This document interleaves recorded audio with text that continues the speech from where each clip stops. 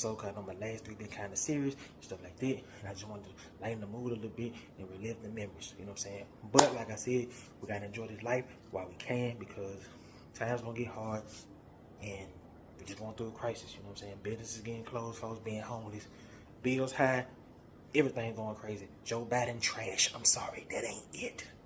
And I don't even want to talk about the other guy and offend nobody, but if that guy who I think he is, then y'all better buckle up. If you know, you know. Watch TikTok, pay attention, and get in the word just like I am. So, trying to get back into the word anyway. But, with that being said, I want to give a big thanks to y'all. The WrestleMania episode has reached 76 views, even to my haters out here. So, before I get into this episode, I had like 2 trolls talking about, dude, are you serious? And one dude was like, oh, you such lame and all that. You know, the other dude was cool with it, but the other dude that said you was lame and all that. It was funny. The first video he commented, he's like, "You're a lame." Okay, cool, whatever. Then he went on another video of mine. I'm like, okay, and like I responded to him, I said, if I'm such a lame, why are you still watching my content? You know, I could have responded, got mad, you know what I'm saying? But I had a homeboy told me when I first got on and stuff like that, you know, he like, bro, you can't take it too serious, you know, wrestling fans are cruel and stuff like this. So I just responded with a light response, you know what I'm saying? Hey, thank you for your view though, you know what I'm saying? Thank you for your view, you know what I'm saying? I know I'm doing something right, and to all my subscribers on here, I love y'all and I appreciate y'all, you know what I'm saying? That's why I had to come with the banger, I had to come with the heat, I had to print out my research and stuff like that and record this episode, you know what I'm saying? But with that being said, we on the road to 600. Oh, I told y'all, I already got the Vince episode right and cooking up while we speaking. And so also, man, we're going to be at 600, so that Dean Malenko episode might be coming soon. And then hopefully after that, I can drop the promising careers, because I got 15 subjects on that I want to talk about and record that too. But I want to knock out these bangers for real. But yeah, like I said, but this episode today is about my main man, Chris Benoit. The inner demons that my main man face. So let's get this thing cracking. Y'all know how we do. Comment, subscribe, hit that notification button. If you're new to the page, if you want some fire content, come here. If you expect copyright videos to be in my videos, swipe away. You know what I'm saying? Because I'm not trying to get no copyright straight. Because YouTube don't be playing. You can't even say certain words on here. Like I ain't even gonna say that, but 12, you know, or 19. There you go. If you know, you know. So here we go. My main man, Christopher Michael Benoit, was born May 21st, 1967, on June 24, 2007. Now, we all know what happened. In a 3-day double murder-suicide, Benoit murdered his wife, Nancy, in their residence on June 22nd, 2007. You know, that was the weekend he was supposed to face CM Punk for the ECW World Heavyweight Championship at the Night of Champions in Houston. He killed his son on June 23rd and committed suicide June 24th. Subsequently, they did research by the Sports Legacy Institution that he had a concussion. Legacy Foundation suggested that depression and chronic trauma and a condition of brain damage for auto concussions Benoit had sustained during his wrestling career that led to the murder. You know, Benoit took a crazy chair shot, suicide dives. Y'all remember the suicide dive he did with Booker T? You know, crazy headbutts. It was a lot of damage to that brain. And I think Quentin Nowinski, they did the research on my boy brain. The boy brain was scrambled like eggs, looking like orange juice. But with that being said, he did have a luxurious career though. But due to the murders, you know, his legacy has been questionable and damaged over the years. It's been debated. Should he be in the Hall of Fame? He shouldn't be in the Hall of Fame. Hell, WWE don't even mention who Randy Orton beat to be the youngest World Heavyweight Champion. And it showed, you know what I'm saying? It showed one John Cena, Invisible Man. That's all I'm saying. So y'all got to think about that. Do your homework.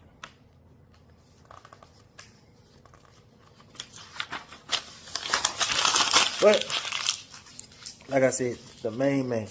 So his early life, he was born in Montreal, Quebec. We already know. To his father, Michael and Margaret Benoit.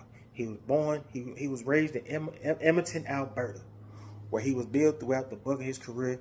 He had a sister that lived in Elsman. During his childhood and adolescence, you know, we all know how he looked up to Dynamite Kid and Bret Hart.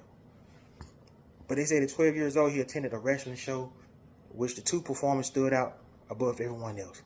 He was trained at the Professional Wrestling Hart Foundation, receiving education from Stu Hart in the ring. And he did Bret Hart style, and with the technical style, and the Dynamite Kid style with the high flying. He adopted the sharpshooter as one of his finishing moves. Now, I don't know, I think it was Bad News Brown, when he got it with the Hart family, they said Bret now was hating on Benoit Shine because how good he was, allegedly. I don't know. If you know, put them in the comments. And see, this is what I love about my channel and my subscribers. If I'm wrong, y'all put them in the comments. And I'm, you know what I'm saying? Because I need that criticism to be better and get y'all fire content.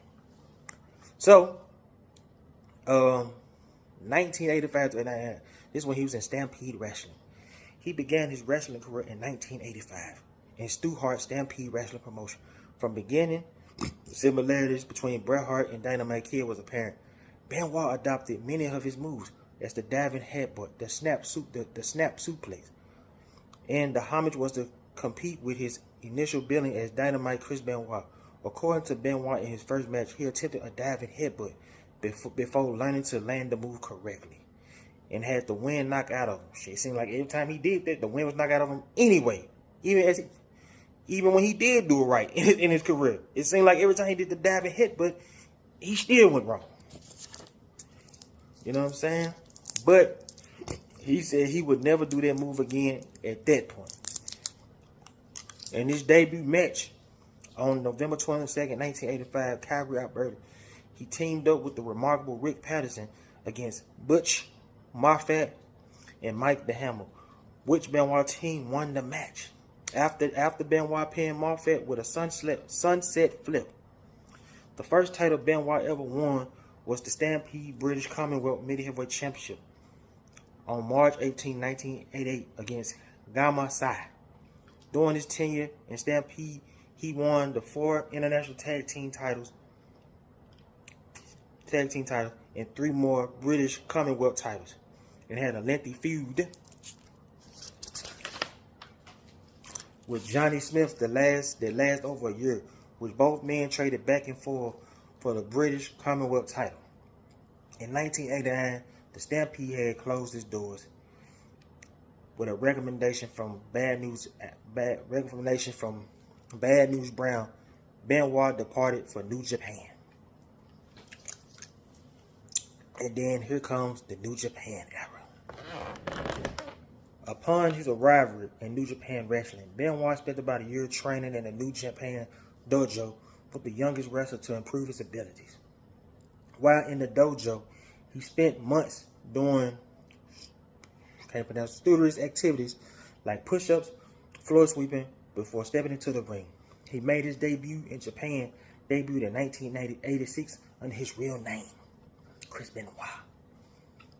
In 1989, he started wearing the mask, assuming the name the Pendergast Kid. If I said it wrong, put it in the comments.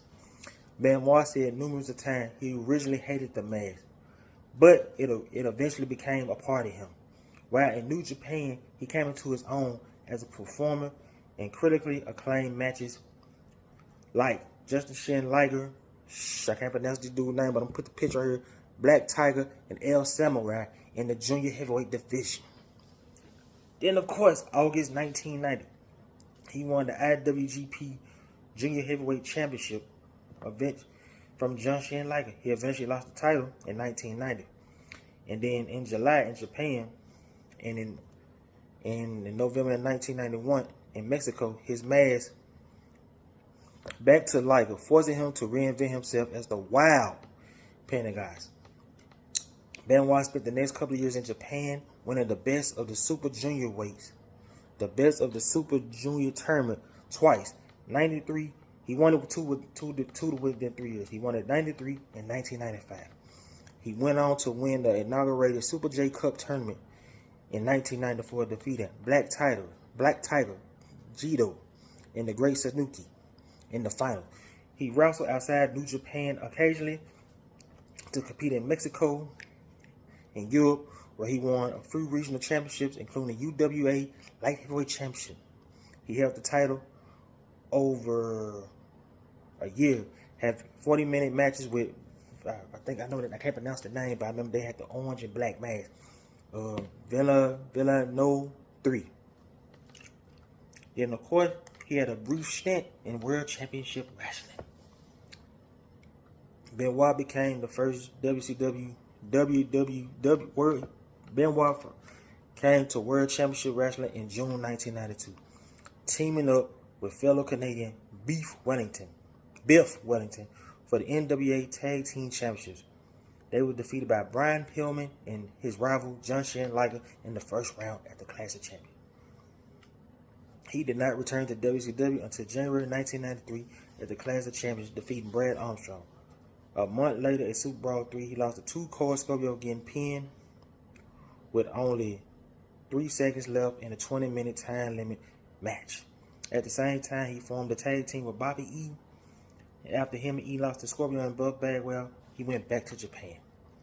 Then he had a short run at various promotions where he worked in Australia and the CMLL in Mexico. In early 1994, he worked NWA New Jersey, where he defeated Jerry Lawler. A month later, he fought Terry Funk in a double countout. Then that brings me to the next one, ECW.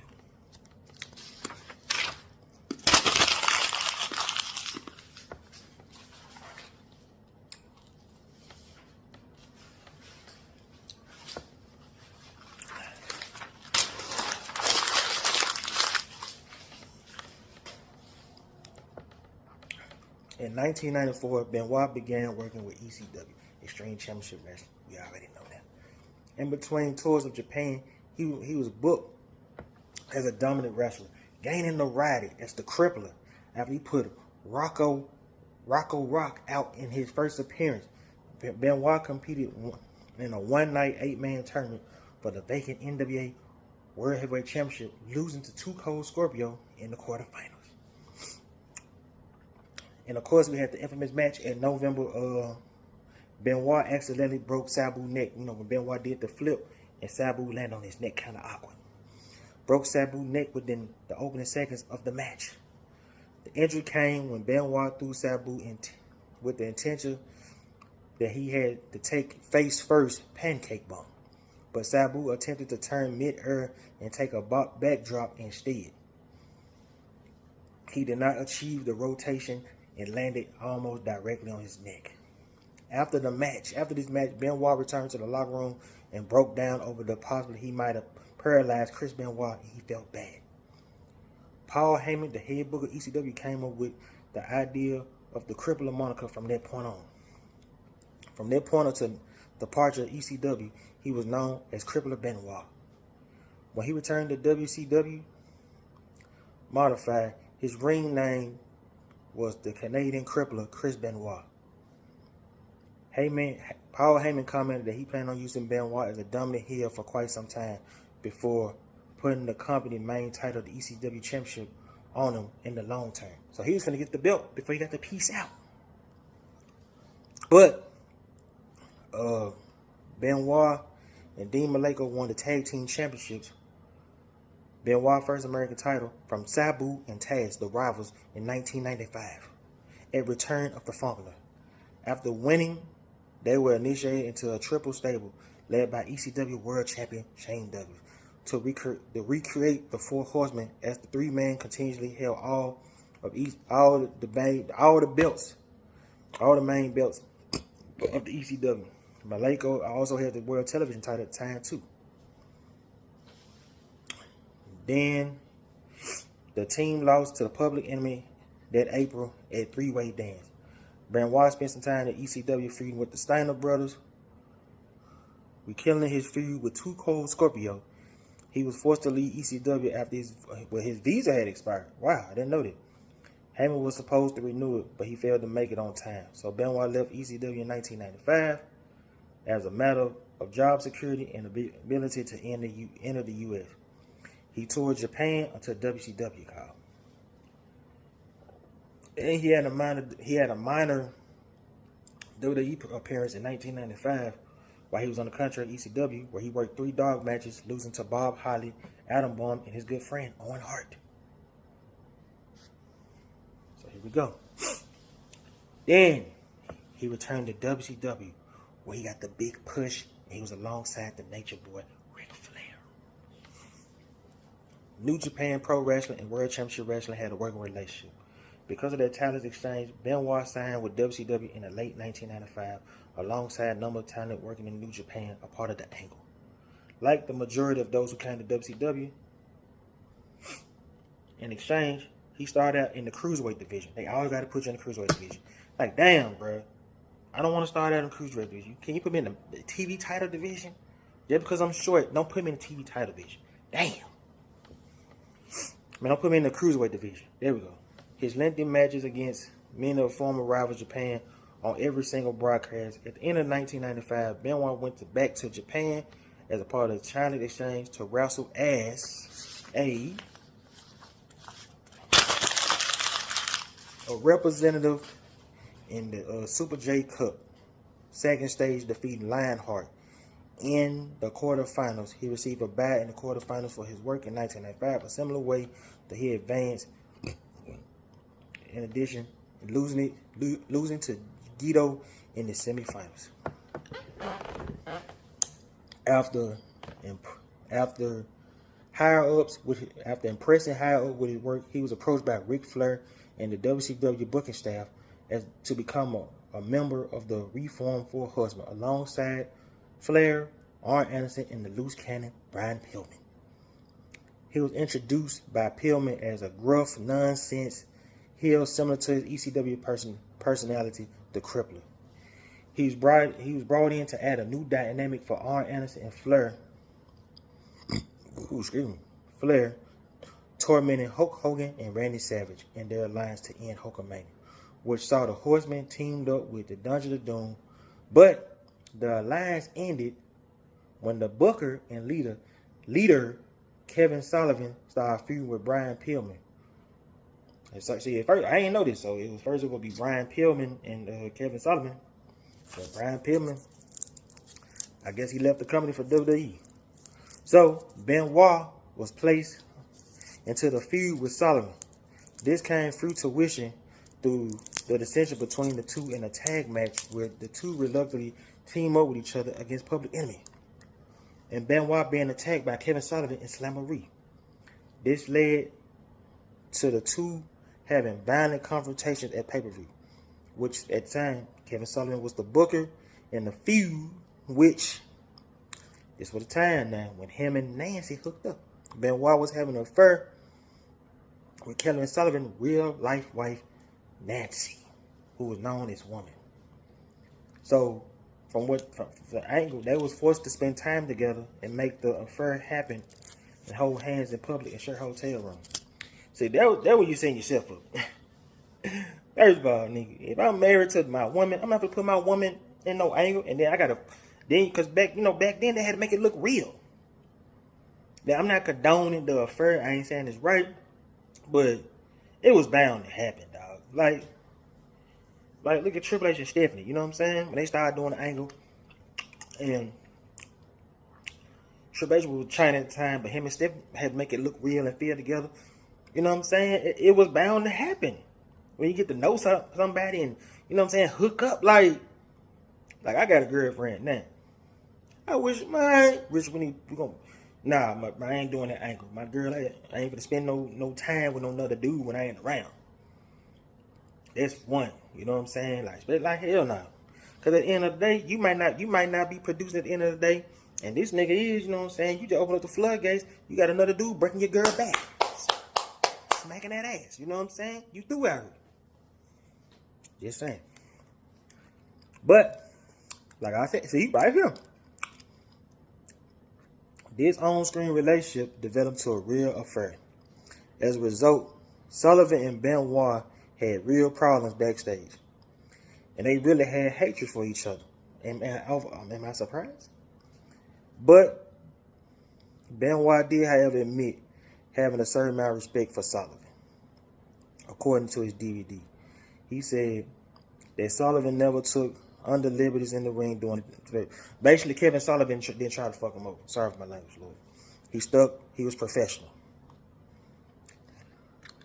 Even though he blamed Benoit for breaking up his marriage, I don't blame Kevin Sullivan for that.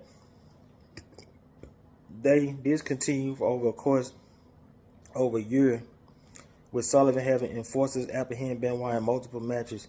This accumulated in a retirement match at Bash at the Beach, where Benoit defeated Sullivan. This was used to explain Sullivan going behind the scenes where he could focus on his initial job of booking. Then, of course, a year and a half later, my boy started getting that shine.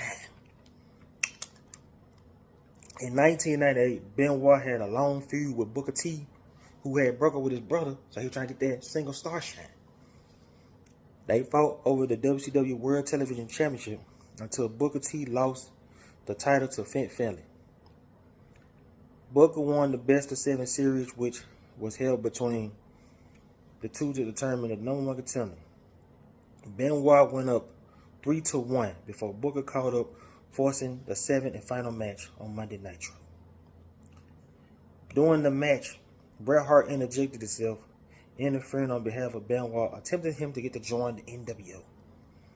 But Benoit refused to win that way and told the referee what happened, getting himself disqualified.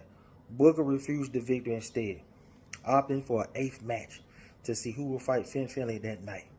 Booker won the final match and went on to beat Finlay for the TV title. The feud took the two mid-card guys to the next level. And that's there on the mid-card.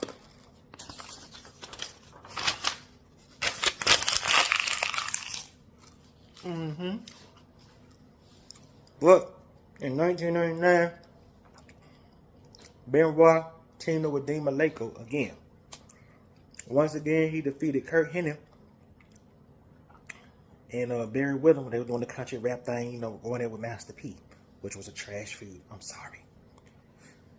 This led to the reformation of the Four Horsemen with Arn Anderson and Steve McMichael. The 200 after tag team championship several months before feuding with the teams of Raven and Perry Saturn and Billy Kidman and Rey Mysterio Jr. Now, 1999 and 2000 was kind of a critical career in Benoit. Benoit was ready to take it to the next level, and I just think he was getting tired of the disrespect, which I'm going to get to right now. The Revolution World Heavyweight Championship. Now, after falling out with Anderson and McMichael, Benoit and Malenko left the Four Horsemen, where he won the U.S. Championship before bringing together Malenko, Perry Saturn, and Shane Douglas to reform the Revolution. The Revolution was a heel stable of young wrestlers who felt slighted. Kayfabe and in real life, all of them did. Believing that WCW management never gave them a chance. You know what I'm saying? Like, they believed that they never gave them a chance, pushing older stars like Hogan, Savage, Kevin Nash, Scott Hall. So what? You know how they go. Hogan didn't want to give up his shine, and plus he owned all the merchandise. But despite the then current questionable worth of their pushes, this led to Revolution seceding from WCW, forming their own nation to complete with a flag. This led to some friction created between Benoit and the leader, Shane Douglas, who called questioning Benoit Hart in the group. Caused Benoit to quit the group, and he turned face again, having his own crusade versus the top superstars, winning the television title one more time and the U.S. title from Jeff Jarrett in a ladder match. And of course,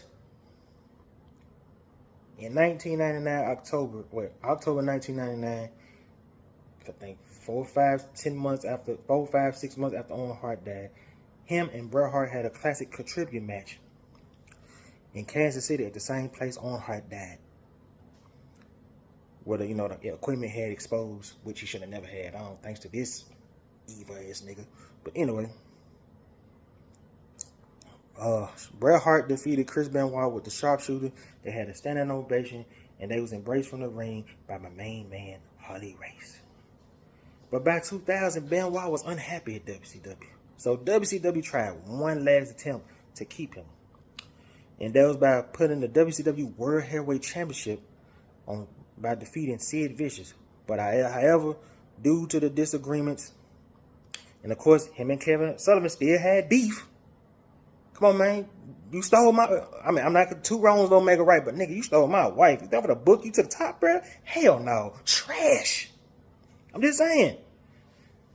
I'm not petty like that, but I understand. Bro, you the reason why my marriage flopped. I mean, I'm pretty sure me and her was having problems anyway, but you just snuck on in and hit my wife from the back. And she fell in love with you. It left me for you. And I gotta work with you. Man, Kevin Sullivan better than me, boy. Woo! So, who was the head booker? He had problems with Kevin Sullivan to the head booker. So, the head booker by 2000 probably what? Vince Russo, Eric Bischoff, or Kevin Nash. I remember Kevin Nash was a booker at one point. So, probably Kevin Nash, maybe. So, Benoit left the company the next day, alongside with Eddie Guerrero, Dean Malenko, Perry Saturn. So, he forfeited the title in the process. WCW had refused to acknowledge Benoit's win or the title reign. So, however, WWF at the time recognized Benoit's title win, and Benoit's title win is still listed as the title lineage over they still got at the time. It is accomplishment. I mean, come on, man. Like, shit, bro, you stole my wife, fool. I don't know if I can be cool with you, be friends with you. I don't even know if I can work with you.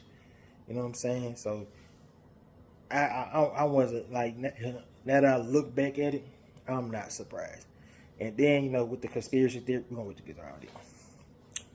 Then, of course, the WWF. Benoit joined the Wrestling Federation at the end of the Attitude Era, alongside with Guerrero, Saturn, Malenko. They debuted and they became the Radicals. They had lost their trial match upon the entry, but at the time, of course, Triple H keeping that shovel. Hey, man, come with me. They aligned themselves with Triple H and became a heel faction. Benoit quickly won his first title in just over a month at WrestleMania, pinning Chris Benoit in the triple threat match to win Kurt Angle's Intercontinental Championship. Because you remember, Kurt Angle was European champion and Intercontinental champion. That's why I said Kurt Angle is Rookie of the Year. It was also this time period that Benoit wrestled in his first. He wrestled in his first WWE main event at Fully Loaded for the Rock's WWE champion. That's when the Rock had defeated the Hemsley McMahon era at the 6-man tag at King of the Ring. So they had their match in July.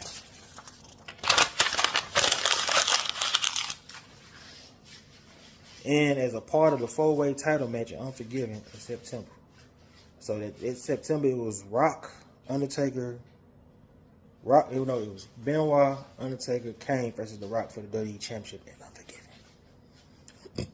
In both occasions, Benoit appeared to have won the title, only to have the decision reversed by Mick Foley due to cheating on Benoit's part.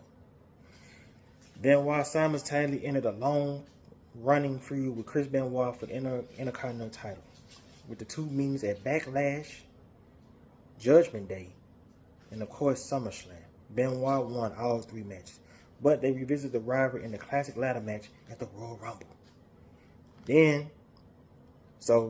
But during that time, Benoit had won the Intercontinental title between April 2000 and January 2001 all 3 times. Then, of course, early 2001, my boy broke away from the Radicals and wanted to do his own thing. He had turned face, and then he started feuding with Kurt Angle at WrestleMania, which he lost to Kurt Angle at WrestleMania 17.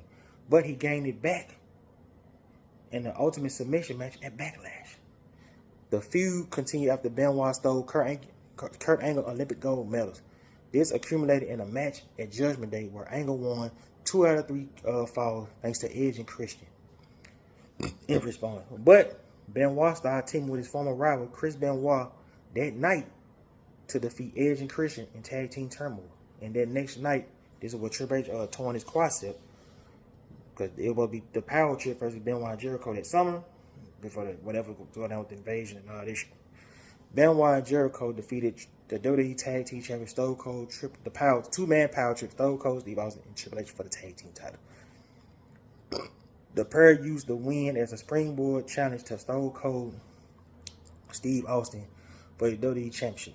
So this was So Benoit had got 2 title matches the following week, losing in a manner similar to the Montreal Screwjob. It's when they had the classic match on SmackDown when Stone Cold had to remind the fans he still is a technical wrestler. And that was a classic match with a bad finish. Like I said, somebody was calling me. So that was a classic match with a bad finish. You know, Vince didn't have to interfere, all that bullshit. But, you know, and then, of course, he lost in his hometown in Edmonton. But, however, I think that next week, I didn't know this, but Benoit had injured his neck in the fatal 4-way TLC match, which required surgery with Dr. Youngblood. Despite that, Benoit did wrestle at King of the Ring, where he was pinned in a triple threat match versus Austin and Jericho. So this is when the night where Booker T had made his debut, and Austin got hurt that night too. You know what I'm saying? So at that time, I remember Kurt Angle said when him and Austin started feuding, so you had Austin was hurt, Benoit was hurt. So that was a tough year for WWE to pull off that angle for you now that I think about it. Because some of your main stars hurt. Then you had Triple H, he was out for a year. Then, of course, so Benoit didn't wrestle till probably like 2002, that summer. So he was out there holding the Invasion storyline. I don't think he would have made a difference, no way, because without the main players, without your Goldbergs, your Kevin Nash, your Hulk Hogan's, your Scott Halls, hell, your Scott Steiners, this story was bound to fail anyway.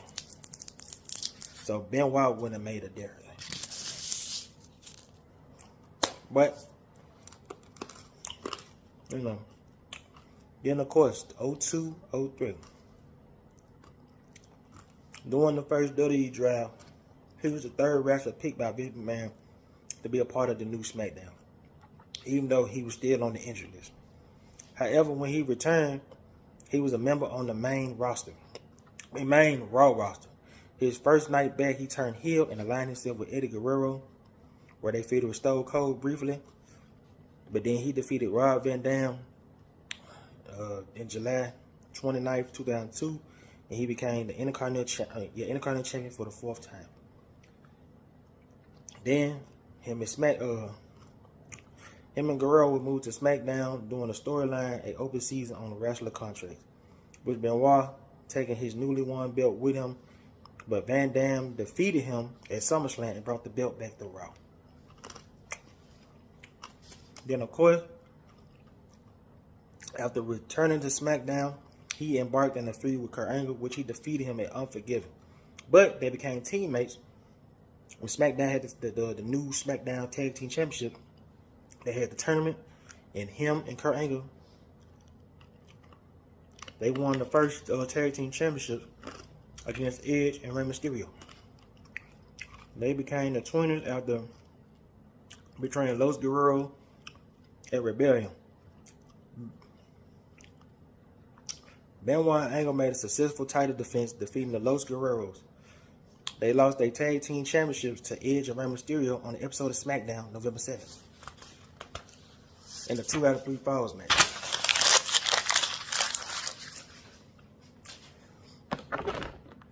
They received a rematch at Survivor Series in the 2000 when the triple threat elimination match. This one, you know, Scott Steiner, Big Papa Punk made his debut. What is happening now? Triple H, I think Shawn Michaels gave the Sweet Champions to his neck or something, and Triple H was out for a couple of weeks. But they defeated Edge and Mysterio and the Los Guerreros. No, they lost to the Los Guerreros. Yeah, because I think Eddie made Ray tap, and I think him and Kurt Angle was the first eliminated. But shortly after that, the team had split. But meanwhile, Kurt Angle won his 3rd WWE Championship from the Big Show at Armageddon. I think this is when Paul Heyman betrayed the Big Show. No. He was? I'm not sure. I think he did.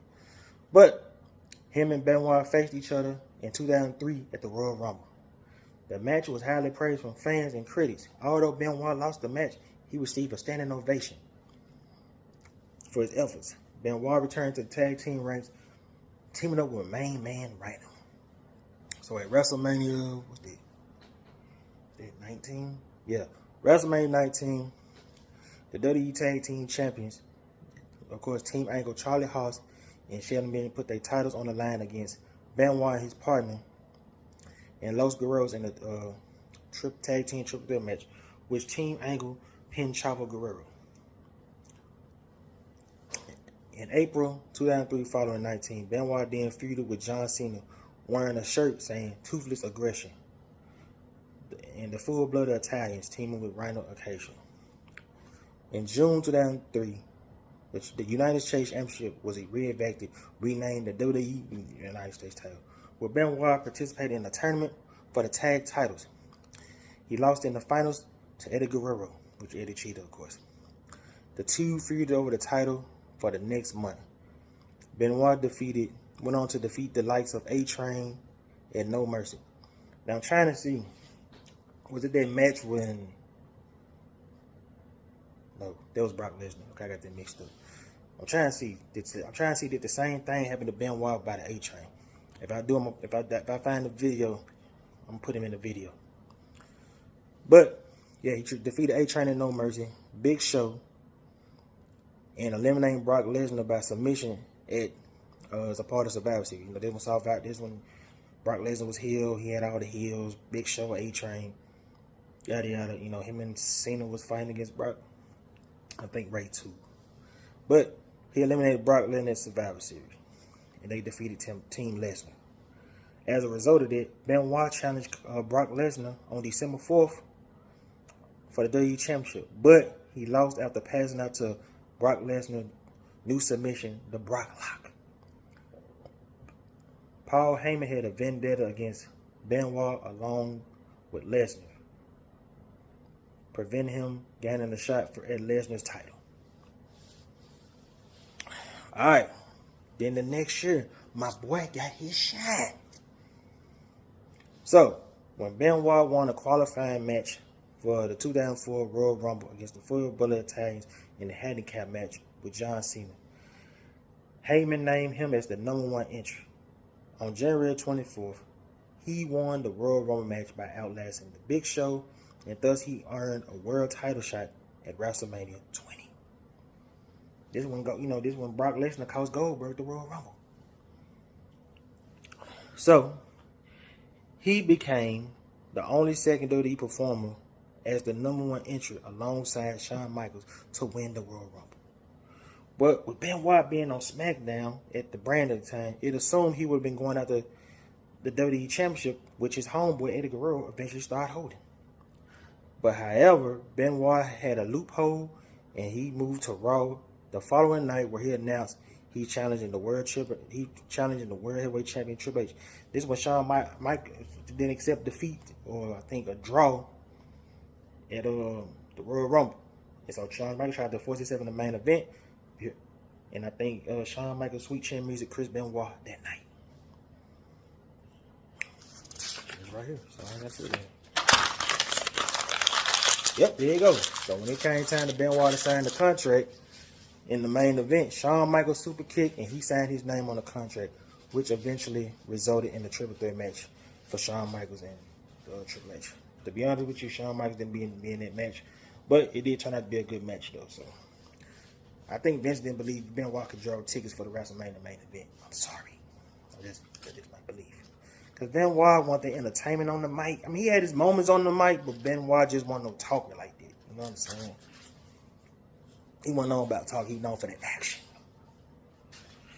So, in March of 2004, Benoit won the World Heavyweight Championship by forcing Triple H to tap out to the crippling crossface in a highly acclaimed matchup. That match was the first time a main event ended in a submission. Benoit was celebrating this win, crying, "Oh, I love you, bruh." Then his homeboy, the WWE champion who won the big moment at No Way Out, he defeated Brock Lesnar. They in the ring crying, "I love you, bruh. I love you, dog. We did it." Then, of course, the question was Chris Benoit a fluke champion or was he for real? Then, of course, they had the rematch at Backlash in Benoit's hometown in front of Nancy and his son Daniel. You know what I'm saying? And it was so crazy Shawn Michaels ended up in the sharpshooter and tapped out. Then the next night in Calgary, he and Edge won the tag team championships from Batista and Ric Flair, which made Benoit a double champion. But following the victories, Benoit and Edge engaged in a rivalry with La Resistance, which saw a series of matches, including losing the titles to La Resistance on Raw. While Simon said they had conversations with he had conversation with Kane of the World Heavyweight Championship. This was Kane was in his bag on that real ish, and he stole Matt Hardy girl. So Benoit wrestled in 2 matches at Bad Blood. He and Edge failed to regain the tag team championships thanks to Kane. They failed to regain the championship thanks to Kane interference. So basically, you know what I'm saying, Long Resistance retained by DQ. But he successfully defeated Kane at Bad Blood, and plus he had a rematch a month later at Vengeance with Triple H, and he beat him again. Then of course, he had another rematch with Triple H in a Iron Man match. I think it was 30 or 60 minutes. I think it was 30-minute Iron Man match with my main man Eugene caused Triple H the loss, and Benoit beat Triple H at the last minute 3-second pinfall to win the match. But now it gotta be said, don't get mad at me, y'all. Just reading what was said. We already know. But on August 15, 2004, Benoit was defeated by a young, cocky superstar, Randy Orton, for the World Heavyweight Championship at SummerSlam. Then, of course, he then teamed up with Real Ringer at Unforgiven versus Ric Flair and Batista in a winning effort. But then he started feuding with Edge at the end of the year. Oh, I thought they feud started beginning of the year. I forgot. Okay, him and Edge. I remember Edge started feuding with Shawn Michaels, but this whole other episode. So, Benoit then feuded with former tag team partner Edge, who had turned into an arrogant, conceited heel, leading to Taboo Tuesday, where Benoit, Edge, and Shawn Michaels were all put in a poll to see who would face Triple H for the World Heavyweight title that night. Shawn Michaels received the most votes as a result. Benoit and Edge were forced to team up against the tag team champions, the La Resistance, in the same night. However, Edge left Chris Benoit during the match, and Benoit was forced to take on 2 members of the team by himself.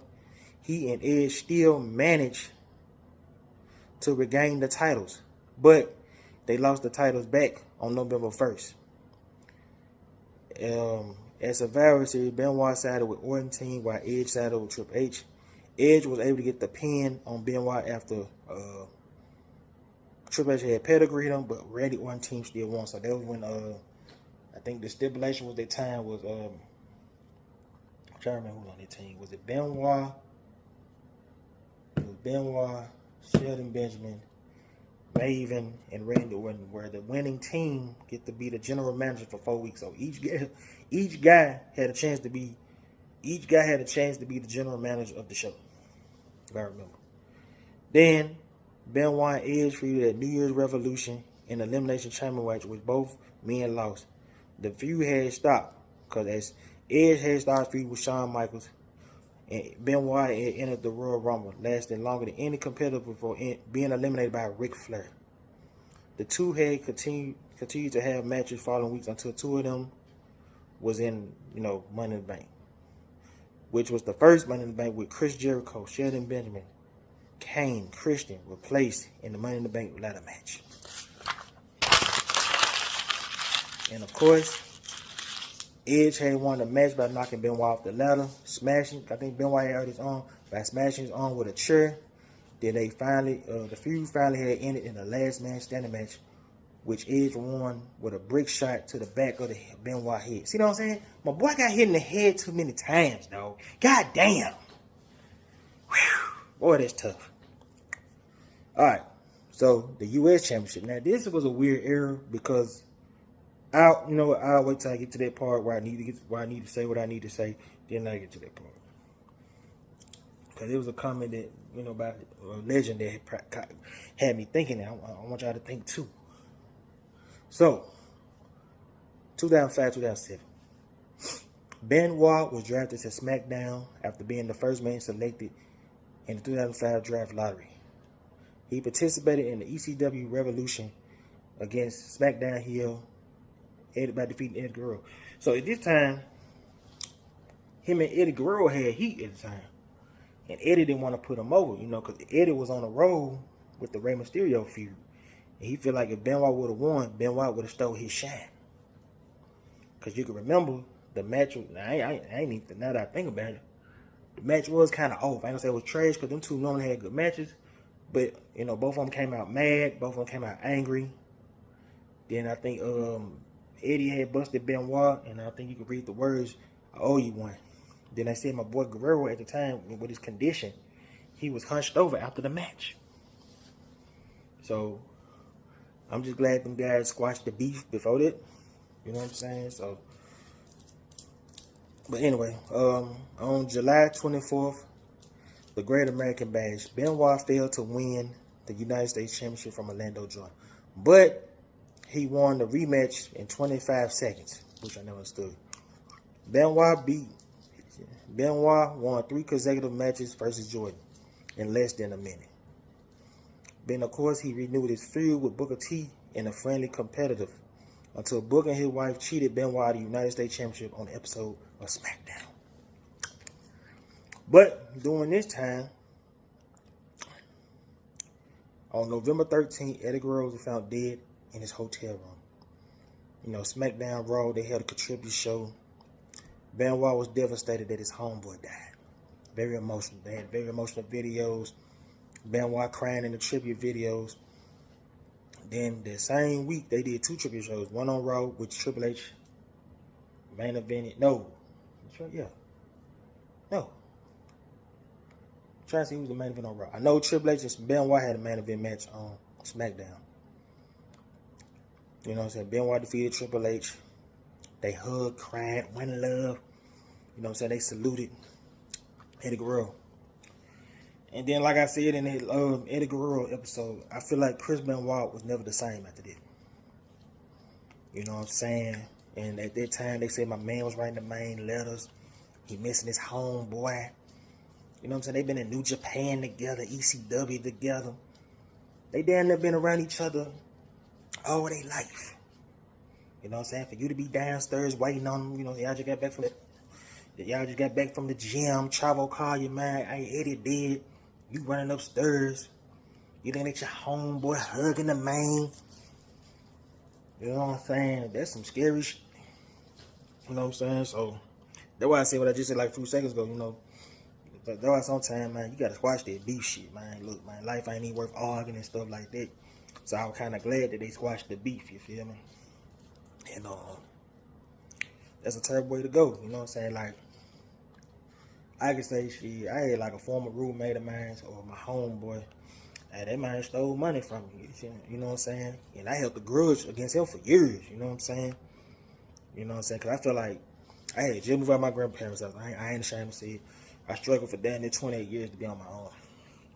So when I went on my own, doing something like I'm doing good, and then for you to be betrayed by somebody you know all your life, that shit hurt.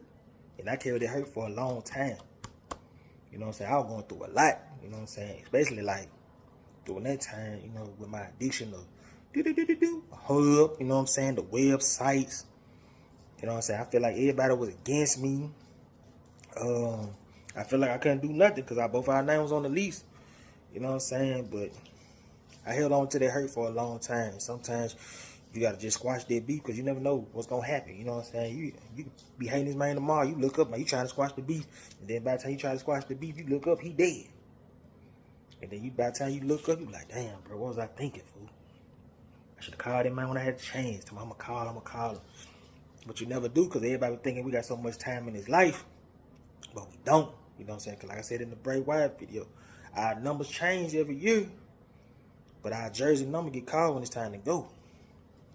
So that's why you gotta try to live right, stay focused, stay out the way, live right, and not have on the grudge, you know what I'm saying? And I be seeing a lot of people talking about, man, why my life like this? Why my life like this? Because maybe you got a generational curse, you hold on to a grudge, or maybe, you know what I'm saying? You never know why your life is constantly repeating the same cycles. Because you gotta go to the deep root of why your life going through the same cycles. You know what I'm saying? So I hate to see that, man. Just to go through that. And then, like I said, man, my boy was never the same after that. And that's going to lead me to my ECW point when I get to that. But anyway, after the controversy survived the U.S. title, Theodore Long set up a best of series between Booker T and Chris Benoit. Booker T had won 3 in a row at Survivor Series, the November 29th SmackDown, and the December 9th, due to a larger interference of his wife at the time. Benoit faced an elimination in the series, but at Armageddon, Benoit won the 4th match to stay alive. But after the match, Booker T had suffered an injured groin, a legitimate injured groin, and Randy Orton was chosen as a stand-in. Benoit defeated Randy Orton twice to make the series 7-7. He defeated Randy Orton twice, one on December 30th and January 6, 2006 on the episode of SmackDown. But however, the 7th match and final match, Orton defeated Benoit with the help of Booker T and Sharmell and Orlando Jordan. And Booker captured the United States Championship. Benoit feuded with Orton for a short time, defeating Randy Orton in a no-holds-barred match on January 27th on the episode of SmackDown due to the crippler crossface. Benoit was given one last chance versus Booker T at No Way Out, but he won by making Booker T tap out into the feud.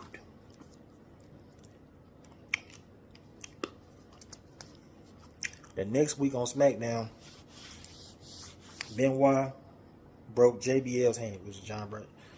Actually, he needed surgery, you know what I'm saying, to remove the sights out of his hand. A match was set up for the two to wrestle at WrestleMania 22, and for the next several weeks, they attacked each other at WrestleMania. JBL won the match with a legal cradle to win the title.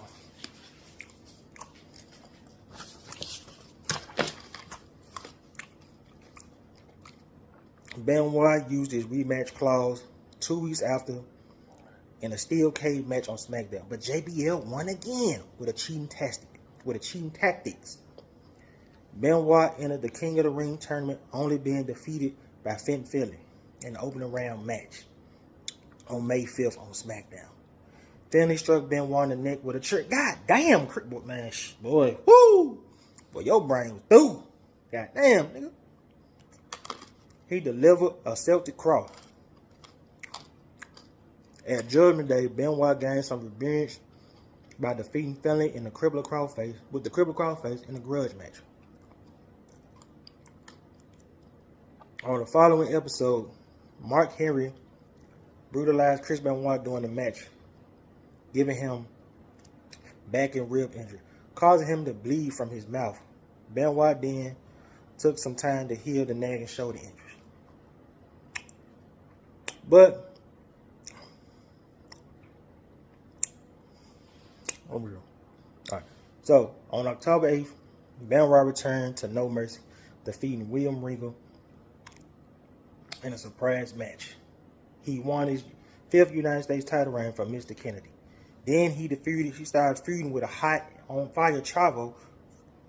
You know what I'm saying? So he returned, he wanted answers for Chavo actions towards Rey Mysterio. You know, Rey Mysterio had caused he called Rey Mysterio the World Heavyweight Championship versus Booker T, because he felt like Rey Mysterio was living off the Guerrero name. But was avoided by the two and was eventually assaulted. So I guess they assaulted Benoit. This led to two embarking on a feud with the title matches at Survivor Series and Armageddon that Benoit won. The feud accumulated with one last match and a no disqualification match that Benoit won. The feud accumulated, in a no DQ match which Benoit won. Later, MVP, who claimed that he was the best man to hold the United States, challenged Benoit for the title at WrestleMania 23, where Benoit retired. Their feud continued similar results again at Backlash. MVP won again.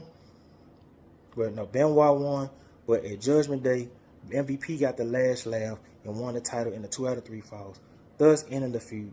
Benoit will wrestle MVP one more time at Saturday Night Main Event on May 28th in a winning effort, where Benoit partnered with Batista, MVP partnered with World Heavyweight Champion Edge.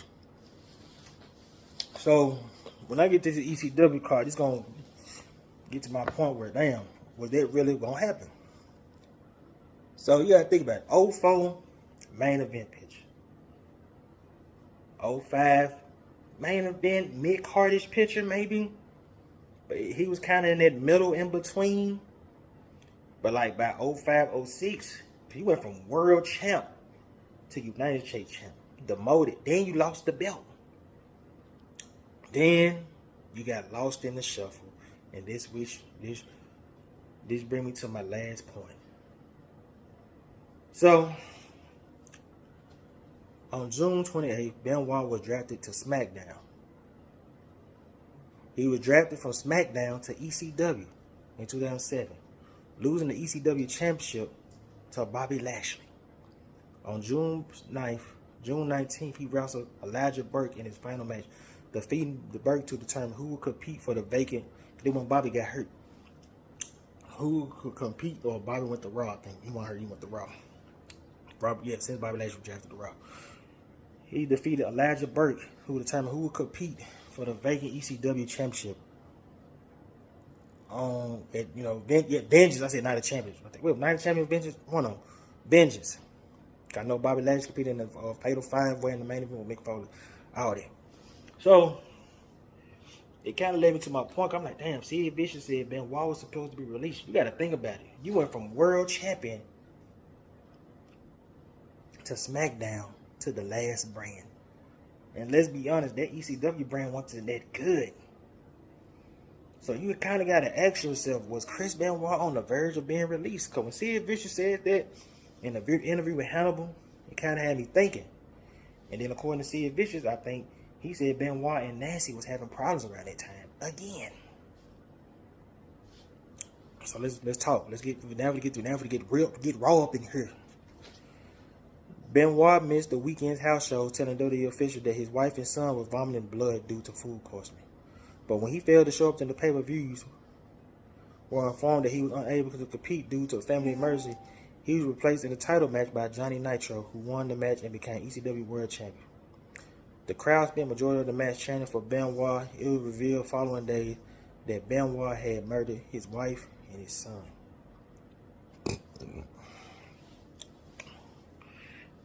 Stephanie McMahon later identified Benoit would have defeated CM Punk for the championship, but then at the time too, this how I know it had to be true. Allegedly, that Benoit was gonna be that fall guy. I'm just gonna call it for what it is. Benoit was gonna be that he gonna win the ECW title, but he was starting to look like that guy was just gonna get folks over. He was gonna be that fall guy. Because I ain't know this till I did the reading. It said he was MMA fighter Bob Sapp, who tried to sign with the WWE before his contract was over K1. They were gonna try to do an angle with him and Benoit. Cause Bob Sapp was in the goddamn longest yard. So he was gonna be the fall guy at that point. Like, dude.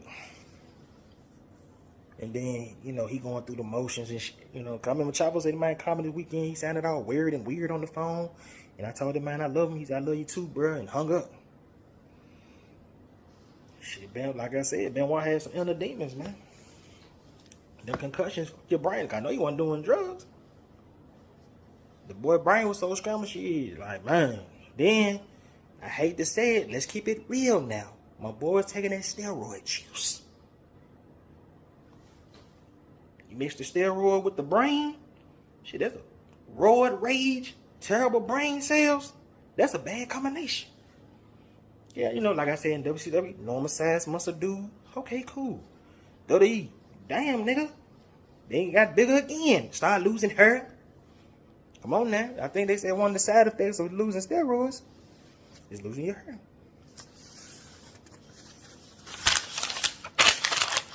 But during his career, he accomplished a lot. He won many championships. He won ECW Tag Team Championships. He won IWGP Junior Heavyweight Championships. He won the Super Junior Cup. He won the Super Juniors, 93, 95.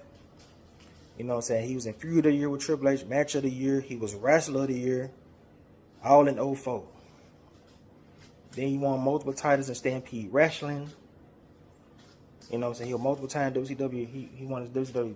He won the WCW title 1 time, tag team champion 2 times, TV title 3 times, US champion 3 times.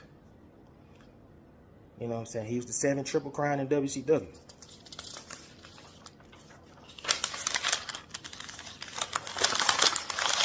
You know what I'm saying? He had multiple titles in WWE, you know, magazine, highly acclaimed awards, and stuff like that.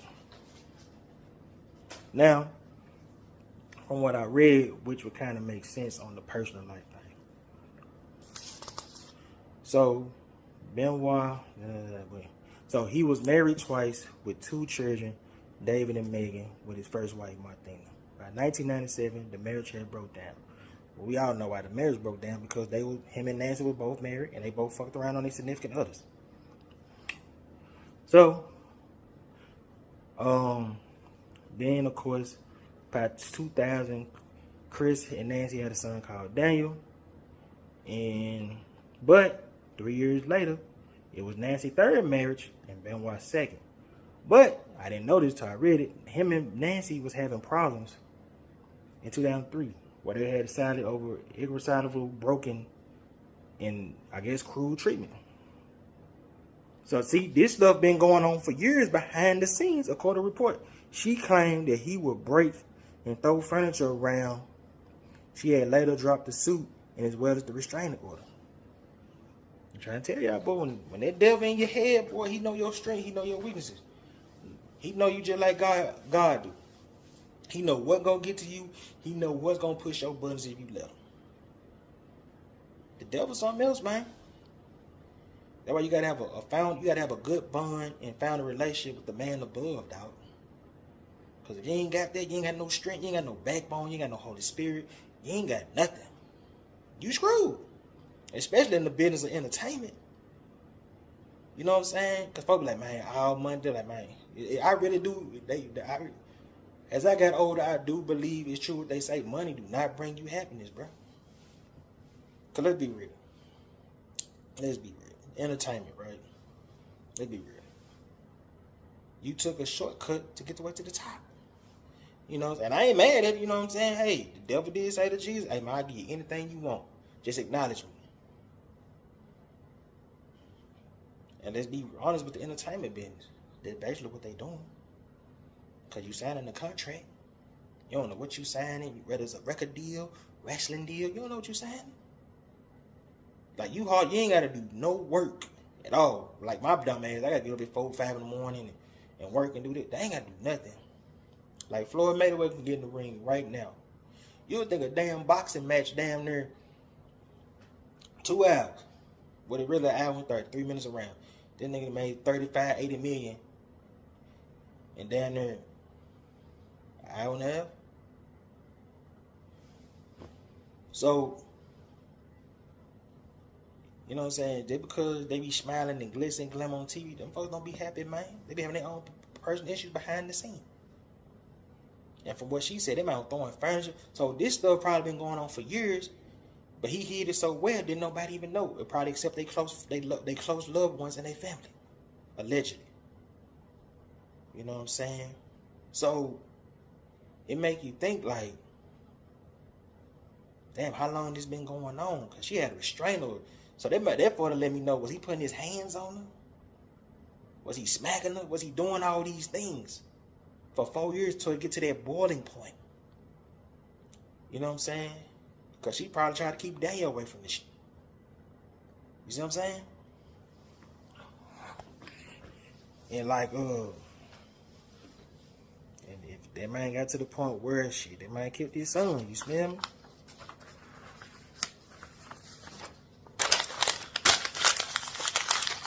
And you know, that's fucked up. And so police entered the home where they found all 3 of their bodies. And I think they found the Bible where by Benoit. I think Benoit left the Bible by the table or something where he hung himself and he left the Bible.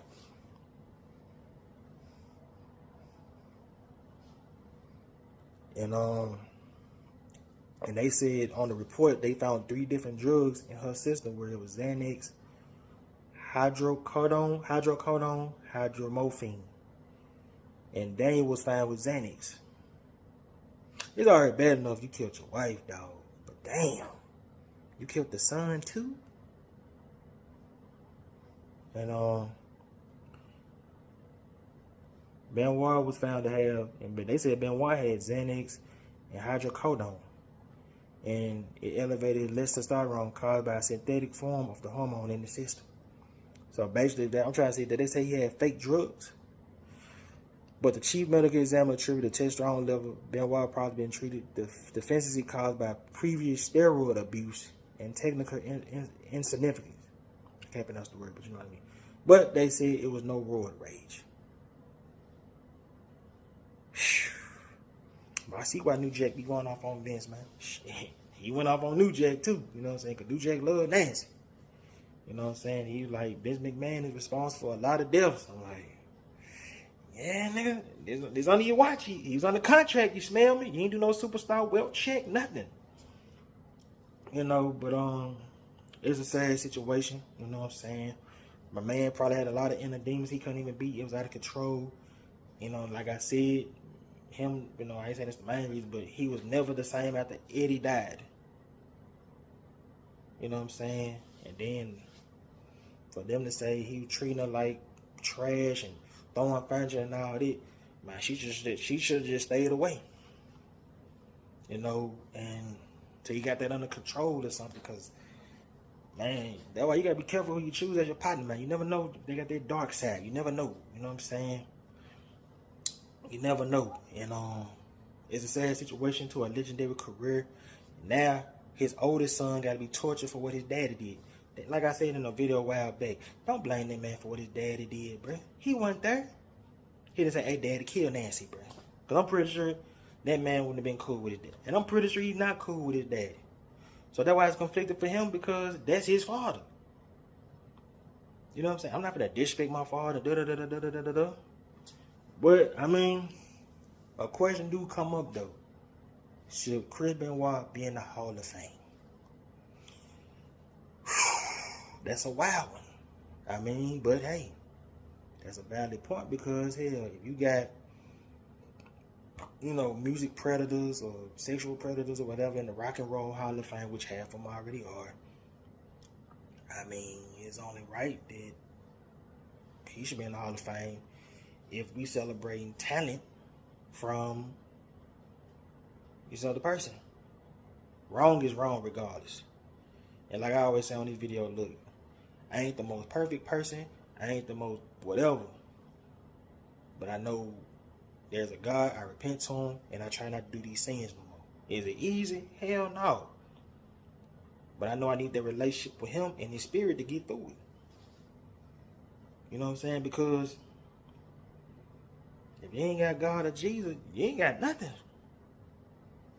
You know what I'm saying? So, with that being said, y'all, I wanted to give y'all this fire content. I love y'all. I appreciate y'all. I'm out.